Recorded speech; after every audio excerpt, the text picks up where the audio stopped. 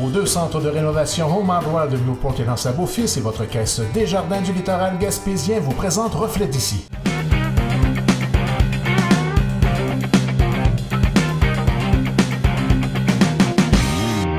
Bonjour mesdames et messieurs, bienvenue à la section entrevue de votre émission Reflet d'ici. Aujourd'hui, je suis à l'hôtel de ville de Percé en compagnie de la mairesse Cathy Poirier. Bonjour. Bonjour Ariane. Merci de me recevoir ici à Percé. Alors, on va faire le tour des sujets d'actualité, en fait, ces derniers temps. Tout d'abord, une petite mise à jour dans le dossier du quai, puisque c'est quelque chose qu'on suit là, de mois en mois.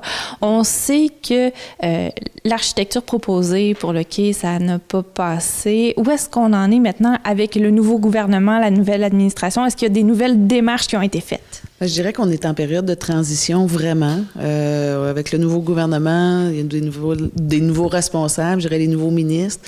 La stratégie maritime, autrefois, était pas un ministère, mais avait son propre ministre. Il n'y a pas de ministre présentement pour cette stratégie-là, si on veut. Donc, c'est au travers du ministère du Transport, donc avec François Bonnardel. Donc, on est en attente, on est quand même en contact, mais il n'y a pas encore là, de dénouement officiel. On attend que chacun ait le temps d'aller présenter ses dossiers devant le cabinet du ministre, au fait. Donc, c'est là qu'on est pour l'instant. Là. C'est sûr, ça occasionne certains délais. Nous, il y a eu des rencontres qui ont été faites quand même avec les 2 paliers de gouvernement là, pendant cette période-là où il y a eu du travail de fait du côté de la table à dessin. Donc, beaucoup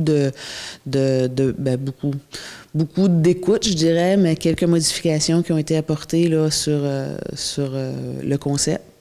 On n'est pas encore aux plans et devis puisque tant que le concept ne sera pas accepté.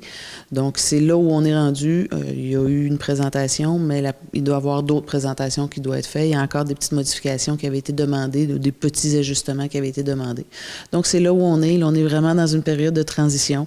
On ne sait pas à quelle vitesse que ça peut aller quand un gouvernement change du tout au tout comme ça. C'est un nouveau gouvernement qui n'avait jamais été au pouvoir avant, donc qui n'a jamais gouverné. Il y a beaucoup d'adaptations.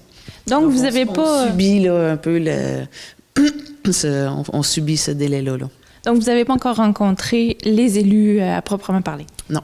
Très bien. Deuxième dossier incontournable ici à Percé, le littoral.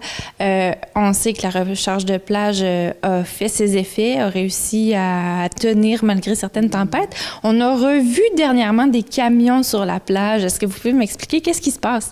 En fait, c'est le processus initial. Là. Ça fait partie du projet de recharge là, qui a été mis en place. Donc, on savait dès le départ qu'il y aurait des mises à jour comme ça annuellement pendant une période de quelques années. Qui vont être analysés là, aux besoins.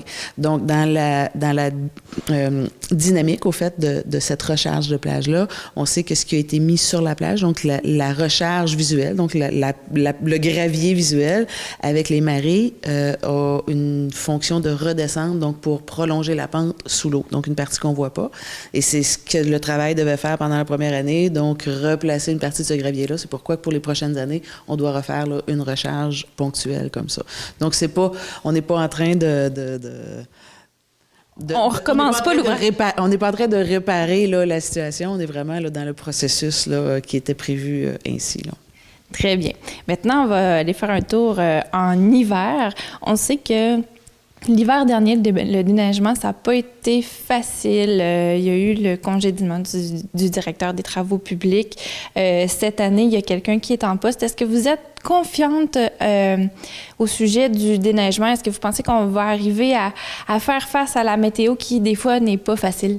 Bien, je penserais que oui, parce qu'au-delà de l'embauche du directeur des travaux publics qui avait été fait l'an passé, qui n'a pas perduré là, dans la période hivernale. Il y avait aussi beaucoup de congés de maladie l'année passée. Il y a eu des accidents. Donc, il y avait des gens employés, embauchés, qui étaient absents. Là. Donc, on avait une main-d'œuvre diminuée, donc qui n'aidait pas du tout non plus. Un nouveau directeur des travaux publics qui avait été embauché au mois de novembre, donc qui est arrivé, qui s'est mis à neiger tout de suite, donc qui ne connaissait pas nécessairement notre milieu, notre territoire, nos vents, toutes nos conditions météorologiques qui sont quand même particulières, là, sans être uniques. sont telles qu'elles sont chez nous. Alors, le directeur en place, un manque de main-d'œuvre. Là, je pense que oui, on a vraiment la possibilité d'être... En tout cas, on peut être très confiant. On a un nouveau directeur qui a été embauché au mois de juin dernier, donc il est déjà en place. C'est quelqu'un du coin. Donc, c'est quelqu'un qui connaît le territoire, qui avait une expérience aussi dans le milieu de déneigement dans notre secteur. Qui connaît ses employés, qui connaît son monde, qui a eu le temps de prendre possession là, de son poste. Et l'embauche est déjà complétée, donc on a vraiment... Tous nos postes là, sont comblés avec une liste de rappels également. On sait que dans certaines municipalités qui engagent beaucoup de sous-contractants pour le déneigement, les prix ont explosé. Pensez-vous que c'est quelque chose qui pourrait affecter la ville de Percé aussi? Bien non, parce que dans notre cas, c'est vraiment la municipalité qui a sa propre équipement et c'est les employés de la ville de Percé qui font le déneigement. Même qu'on sous-contracte, nous, pour le ministère de la Sécurité publique. Pas du tout. On sous-contracte pour le ministère du Transport. C'est plus eux autres qui s'occupent du déneigement. On n'est pas dans la catastrophe, là. C'est des choses qui arrivent. Dans un climat régulier, normal, de tempête de neige, on a. Donc, c'est ça, on sous-contracte pour le ministère du Transport. Donc, il y a des chemins là, qui appartiennent pas à la municipalité, qui sont déneigés là, par l'équipe de la municipalité. Donc, c'est sûr que pour nous, là, ça nous garantit une certaine autonomie, là, et heureusement, parce qu'effectivement, dans ces prix-là, on est plus aux dépens là, des prix du marché, n'est-ce pas? Absolument. Alors, en contrôlant nos propres coûts, je pense que ça, c'est encourageant. Là.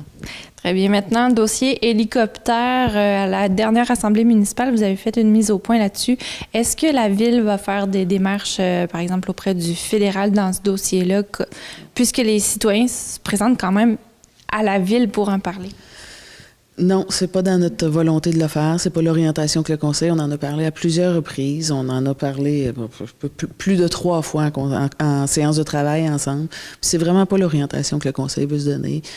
Tout le monde est conscient qu'effectivement, ça peut être beaucoup plus dérangeant pour certaines personnes, mais on est convaincu que dans l'ensemble de la communauté, dans l'offre touristique, dans l'acceptabilité des citoyens, qu'on est de toute façon légalement la municipalité peut pas rien faire là. On peut pas, on pourrait tenter de faire des pressions, mais on n'a aucune autorité là-dessus. C'est vraiment le fédéral qui a une autorité. Donc, mis à part faire des pressions, on n'a pas de légitimité sur ces opérations-là. Donc, vous avez envoyé un message aux personnes qui venaient en parler ici au Conseil? Oui, bien, lors de la dernière séance du mois d'octobre, effectivement, on a dû dire clairement, là, écoutez, on n'a pas l'intention de s'ingérer dans les opérations d'hélicoptères. Très bien. Maintenant, autre dossier à l'Assemblée municipale aujourd'hui, une maison mobile qui est dans le 2e rang à Cap-d'Espoir qui va devoir être retirée de son emplacement. Qu'est-ce que c'est que cette histoire-là exactement? Au fait, c'est une maison qui n'a pas de permis pour être là. Donc, c'est un propriétaire terrien qui a eu un incendie de sa demeure, qui avait des projets de reconstruction. Donc, il a présenté son projet au comité d'urbanisme. C'était accepté. Il y a eu la délivrance de permis, mais avec des plans qui ne sont pas du tout ce qui a été installé sur la propriété. Donc, le type de résidence qui est sur la propriété présentement n'est pas conforme à la réglementation municipale. Donc, c'est un peu dommage. Ce soir, on a entendu... Oui, on a entendu des commentaires sur le fait, que ce soit une famille, qu'on met des gens à la rue. Je pense que les personnes étaient au courant de cette situation-là, savaient qu'il n'était pas dans... Et ce n'était pas permis de le faire de cette façon-là. Donc, c'est dommage, mais la réglementation, je dirais que c'est ce qu'il y a de plus... Je veux dire, il n'y a pas de zone grise, là. Quand il n'y a pas de gris, là. C'est blanc ou c'est noir. C'est permis, c'est pas permis. On peut pas dire, se mettre à interpréter ce genre de situation-là. C'est comme ça. Donc, c'est l'installation qui est là, qui est vraiment pas conforme là, au zonage. Donc, vous allez déposer une demande à la Cour supérieure du Québec pour avoir le droit d'enlever la maison. Est-ce que c'est la Ville qui se charge de ces travaux-là? Écoutez, à ce moment-là, je devrais avoir peut-être plus d'informations. Je ne suis pas certaine exactement de la procédure à suivre après. Je pense que oui, effectivement, c'est comme ça que ça peut se faire. Mais j'ai pas de réponse là, vraiment précise là-dessus. C'est une première dans mon expérience de mairesse. Donc, bon, c'était la suite d'une histoire de maison incendiée. Puisqu'on est dans le thème des incendies, petite mise à jour de la caserne à Barachois qui a brûlé. Oui. Le processus suit son cours. Donc, avec les assureurs, présentement, on a relocalisé notre caserne dans un garage privé. Au fait, un citoyen de Barachois qui avait un garage là, vraiment pratico-pratique pour où notre camion va pouvoir être hiverné, parce que c'est important. C'est un camion citerne, donc on ne peut pas le laisser à l'extérieur. Ce camion-là, l'eau gèlerait à l'intérieur, donc ce ne serait pas très pratique d'avoir un camion de pompier avec de la glace, n'est-ce pas? Donc, on est en train de rénover, isoler le garage en question. Donc, ça fait partie là, de la couverture de l'assurance. Donc, pour la relocalisation là, temporaire. Donc, c'est les assurances qui prennent en charge d'isoler ce bâtiment-là. On aurait même pu louer un garage. Donc, il y avait plein de possibilités. Là, on avait un budget, puis on avait quelque chose, là, vraiment, un endroit là, qui pouvait être propice à l'installation temporaire. Donc, il y a ça. Ensuite, il y a ce soir, à la séance là, de ce soir, on a accepté une soumission pour un camion de remplacement. On a notre camion pompier incendié, n'est-ce pas? En attendant, vous avez quand même un camion. De dire notre camion de pompier incendié, ça reste encore très particulier. Mais en attendant, toute la couverture de sécurité est en place, là, il n'y a pas de problème. C'est un camion que vous avez loué? Oui, il a fait une location de camion là, temporaire, oui. Très bien. Puis maintenant, pour terminer, 2 événements qui s'en viennent à Percé du côté plus festif.